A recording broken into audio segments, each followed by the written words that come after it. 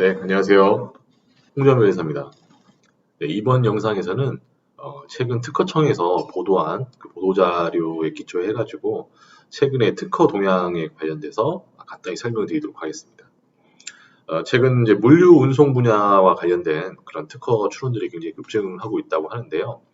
아무래도 이제 코로나 시기 이후부터는 이제 오프라인적인 그런 매장이나 이런 데서의 활동보다는 대부분 온라인에서 배달 음식을 시켜 먹는다든지 아니면 인터넷 쇼핑을 한다든지 비단 코로나 이전이라고 하더라도 우리가 이제 오픈마켓을 통해 가지고 인터넷에서 물건을 사고 파는 그런 행위들이 굉장히 이제 증가를 하고 있었기 때문에 어느 정도 더 예상을 할 수가 있었는데 최근 이제 코로나 사태로 인해서 그러한 물류 배송에 대한 그 수요가 폭발적으로 더 증가를 했다.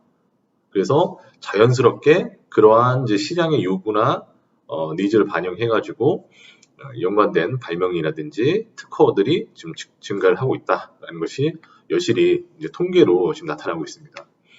그래서 연평균 한 6%대로 물류 운송 분야에 관련된 특허들이 증가하고 있는 것을 알 수 있고 가장 이제 유심히 지켜볼 부분은 아무래도 특허는 우리가 일상생활에서 시장에 나와 있는 기술보다 한 5년 내지 10년 앞서가기 때문에요.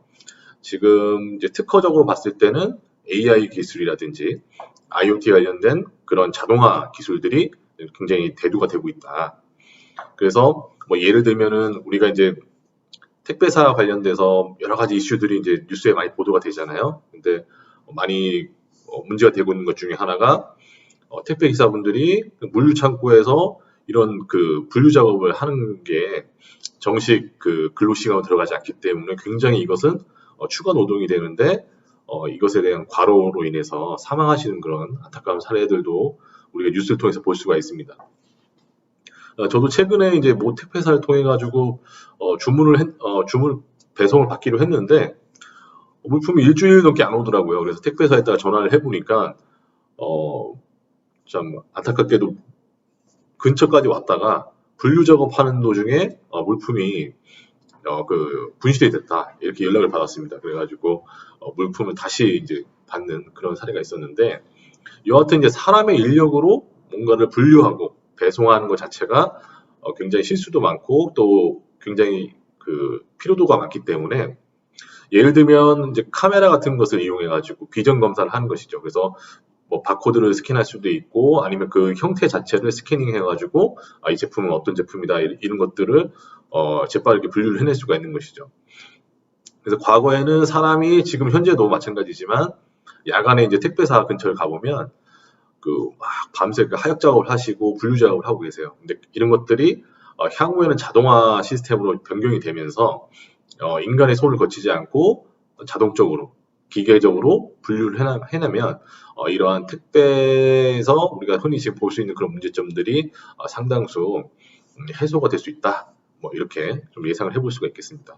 여기까지는 뭐 이제 일반 분들도 다 어느 정도 예상을 하고 있는 부분인데 저는 이러한 보도 자료를 보면서 한 가지 조금 다른 생각을 해봤어요. 어떤 생각을 해봤냐면 이제 과거에 비해서 지금 한 가지 키워드가 빠진 게 좀 눈에 띄더라고요. 그러니까 뭐 AI 분야나 뭐 IoT가 어떤 자동화된 기술로 접목이 돼가지고 이런 물류 배송, 운송 분야에 적용될 거라는 것은 어느 정도 다 예상은 다 하고 있었던 건데 과거에 그 여러분 드론 관련돼서 한참 붐이 일었잖아요. 한 5년 전부터.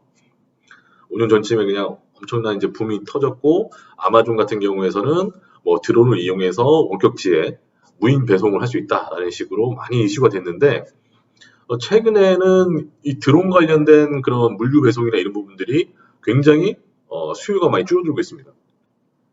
그래서 아무래도 이제 현실적으로 우리나라에서 그러한 드론을 이용한 물류 배송이 한계가 있다는 것이죠.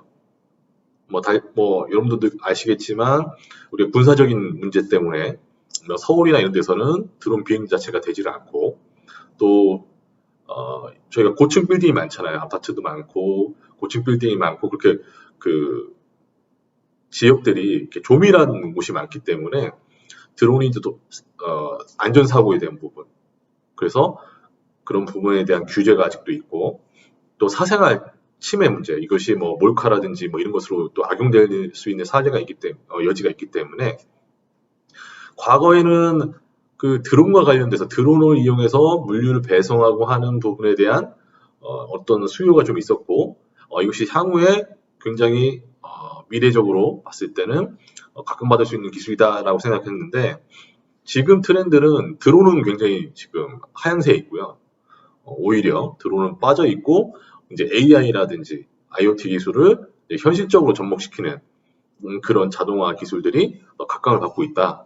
그래서 좀 드론 아이템을 준비하신 분들에게는 조금 안타까운 소식일 수 있지만 우리나라에서만큼은 물류 운송 분야, 물론 도서지간 지역이나 이런 곳에서는 또 다른 문제가 될 수가 있고 또 해양이나 뭐 산불 진화나 뭐 이런 부분에서는 얼마든지 또 드론이 활용될 수 있는 여지가 있겠지만 최근에 이 트렌드를 보면 물류 운송 분야에서 있어서만큼은 이제 드론이 우리나라에서는 그다지 각광받는 기술이 아니지 않느냐.